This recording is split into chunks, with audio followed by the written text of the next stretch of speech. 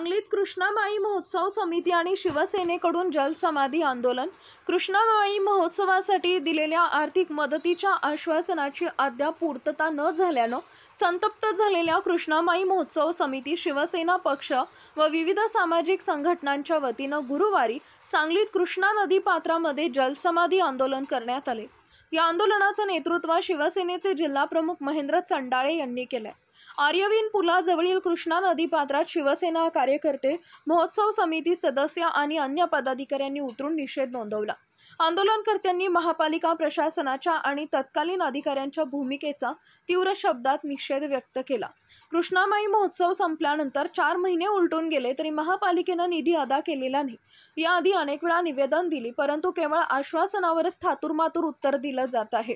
प्रशासनानं दिलेला शब्द पाळावा, अन्यथा हे आंदोलन आणखी तीव्र करण्यात येईल असा इशारा चंडाळे यांनी दिलाय।